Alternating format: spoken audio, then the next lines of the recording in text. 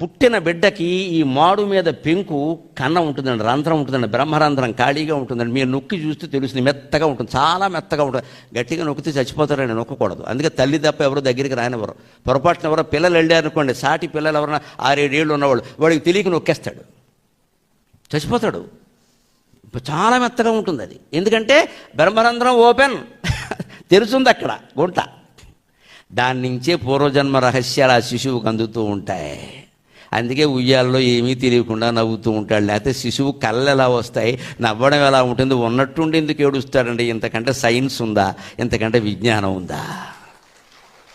మనకి కళ వచ్చిందంటే 30 ఏళ్ళో 40 ఏళ్ళో 60 ఏళ్ళో చచ్చాయి కాబట్టి ఈ గడిచిన జీవితాలన్నీ ఏవో వస్తాయి, గడవబోయే. అసలు పిల్లాడికి ఏముంటాయండి, పాలు దగ్గర పడుకునేవాడికి.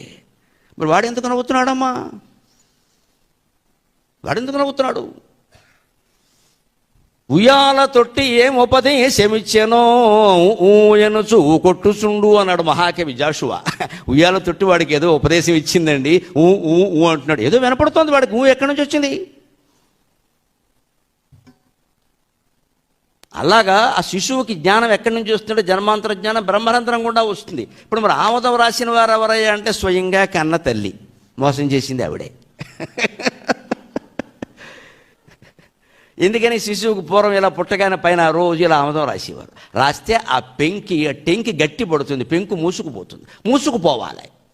లేకపోతే ప్రమాదం ఏమిటంటే భౌతికంగా ఎవరైనా సుత్తెట్టు కొడితే వాడు పోతాడు. అలాంటి ప్రమాదం జరగకుండా రోజు ఆముదం నూనె అలా రాసిస్తుంటే క్రమంగా గట్టిపడుతుంది. అంటే మామూలుగా కూడా గట్టిపడుతుంది, మీరేం రాయకపోయినా ఆముదం రాస్తే తొందరగా గట్టిపడుతుంది, స్పీడప్ అవుతుంది వ్యవహారం. అందుకని తల్లి జాగ్రత్త పడ ఆముదం రాసి. ఈ ఆముదం రాయడం వల్ల జరిగిన మోసం ఏమిటి? వీడికి జన్మాంతర జ్ఞానం లేకుండా పోయింది. అందువల్ల జరిగిన మోసం ఏమిటి? ఈ జన్మే నేనే, ఇంకేం లేదు, దేవుడు ఉన్నాడా అండి అని అధప్రశ్న వేస్తున్నాడు. ఎక్కడ ఆ జన్మజ్ఞానం ఉంటే వీడు.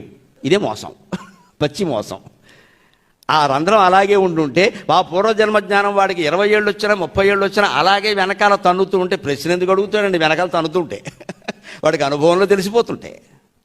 ఇంత రహస్యం ఉంది. దాన్ని మన వాళ్ళు తెలుగులో ఏం చెప్పారు? ఆ ఆముదం రాశాడు అన్నారు. అక్కడి నుంచి అది వేరే జాతీయంగా పరిణమించి ఎవరిని మోసం చేసినా ఆ ఆముదం రాశాడంట మొదలెట్టారు. ఒక్కొక్క జాతీయం వెనకాల ఉండే కథ ఊహిస్తే ఇంత తత్వం ఉంటుంది. అంటే ఏమైంది? మూసేసాం కదా మనం, ఇప్పుడు బ్రహ్మరంధ్రం మూసేసాం కదా, దాన్ని టెంకి ముదిరిందమ్మా ఇంకా మాట వినడంటారు. అది కూడా ఉంది. పిల్లాడు అది ముదిరిన దగ్గర నుంచి మాట వినడం మానేస్తాడు.